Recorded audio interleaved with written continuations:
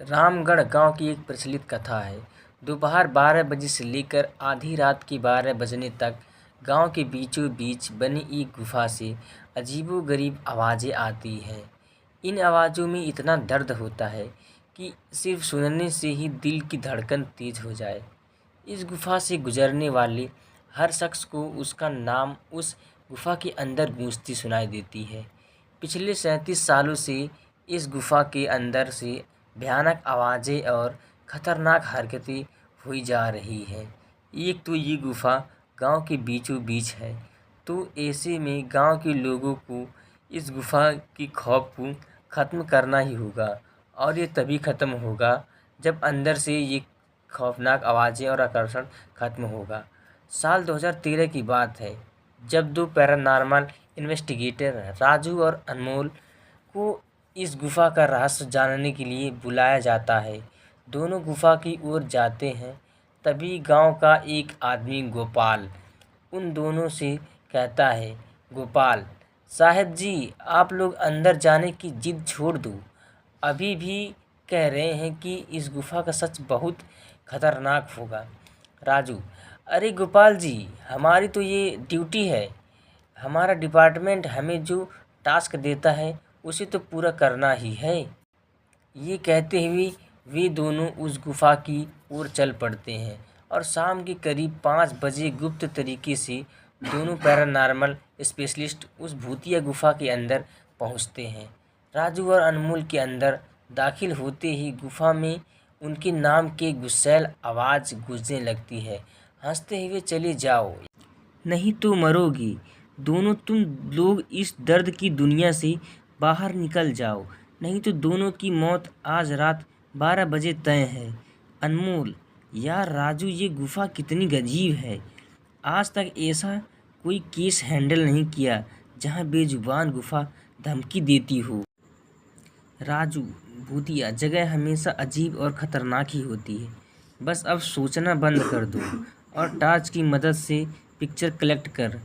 अनमोल गुफा की तरफ हर तरफ से पिक्चर कलेक्ट करते करते आगे बढ़ने लगता है। अनमोल को तभी बड़े बड़े कदमों की आवाज़ सुनाई देने लगती है। ये आवाज़ उसके ठीक बगल से आ रही थी। वो उस कदमों की आवाज़ का पीछा करते करते गुफा के आखिरी ओर पहुंच जाता है। उसी गुफा के अंत में एक दरवाज़ा दिखाई देता है। उस दरवाजे पर लिखा था, दूसरी दुनिया का दरवाज़ा। अनमोल मन ही मन में ये सोच रहा था कि ये दरवाज़ा कहीं दूसरी दुनिया का तो नहीं। तभी उसी दरवाजे के उस पार से एक आवाज़ सुनाई देता है, अनमोल बेटा, मैं तुम्हारा दादा, मेरे पास आ जाओ बेटा। अनमोल, बाप रे, ये कैसा दरवाज़ा है। ये तो मेरे दादाजी की आवाज़ है। अनमोल को उस दरवाजे के पीछे से उसके दादाजी की आवाज़ सुनाई दे रही थी। वो सुनकर अनमोल खुश और इमोशनल हो रहा था। इसी इमोशन में वो एक गलती करने जा रहा था। उसने दरवाज़ा खोलने के लिए हाथ आगे बढ़ाया कि तभी पीछे से राजू की एक चीख पूरी गुफा में गूंजने लगी। राजू की चीख सुनकर अनमोल भागता हुआ पीछे गया। अनमोल राजू के पास पहुंचा। वह बिल्कुल नॉर्मल खड़ा था, जैसे कुछ हुआ ही ना हो। अनमोल, राजू, ये कैसा गंदा मजाक है, तुम अभी चीखे क्यों?